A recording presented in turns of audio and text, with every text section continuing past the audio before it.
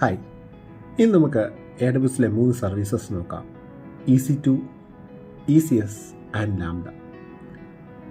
നമുക്ക് ഇതിൽ ഏത് സർവീസ് യൂസ് ചെയ്യണം എന്നുള്ളത് വളരെ ഇമ്പോർട്ടൻ്റ് ആയിട്ടുള്ള കാര്യമാണ്. ഇപ്പോൾ നിങ്ങൾക്ക് ഫുള്ളി കൺട്രോൾഡ് ആയിട്ടൊരു സെർവറാണ് വേണ്ടത്. നിങ്ങൾക്ക് ആ സെർവർ ഫുള്ളി കൺട്രോൾ ചെയ്യണമെന്നുണ്ടെങ്കിൽ നിങ്ങളുടെ ആപ്ലിക്കേഷനകത്ത് റൺ ചെയ്യുക, മറ്റു കാര്യങ്ങളെല്ലാം ചെയ്യണം.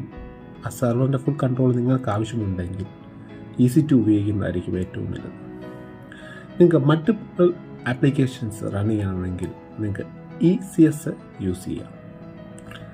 അതുപോലെ തന്നെ നിങ്ങൾക്ക് നിങ്ങളുടെ സെർവറിൽ യാതൊരു വിധമായ കൺട്രോളും പാടില്ല, ജസ്റ്റ് നിങ്ങൾക്ക് കോഡ് റൺ ചെയ്താൽ മതിയെങ്കിൽ അവിടെ നിങ്ങൾക്ക് ലാംഡ യൂസ് ചെയ്യാം. അതുപോലെ തന്നെ ലാംഡ യൂസ് ചെയ്യുന്ന സമയത്ത് നിങ്ങളുടെ കോഡ് 15 മിനിറ്റിൽ കൂടുതലാണെങ്കിൽ റൺ ചെയ്യുന്നെങ്കിൽ നിങ്ങൾക്ക് അവിടെ EC2-ലോ ECS-ലോ ഒക്കെ പോകാം. എന്നാൽ 15 മിനിറ്റ് താഴെ റൺ ചെയ്യുന്നുള്ളൂ, അല്ലെങ്കിൽ ഒക്കേഷനിൽ മാത്രമേ റൺ ചെയ്യുന്നുള്ളെങ്കിൽ നിങ്ങൾക്ക് ലാംഡ ഉപയോഗിക്കാം. അത് നിങ്ങളുടെ കോസ്റ്റ് ധാരാളം സേവ് ചെയ്യും. സോ നെക്സ്റ്റ് ടൈം നിങ്ങളൊരു സർവീസ് എടുക്കുന്ന സമയത്ത് മാക്സിമം എന്താണ് ആ സർവീസ് യൂസ് ചെയ്യുന്നതും അത് എങ്ങനെയാണ് യൂസ് ചെയ്യുന്നതും എത്രത്തോളം നിങ്ങൾക്ക് സേവിങ്സ് അതിനകത്ത് ഉണ്ടാക്കാൻ പറ്റുമെന്നും നോക്കി മാത്രം ചെയ്യുക. Thank you.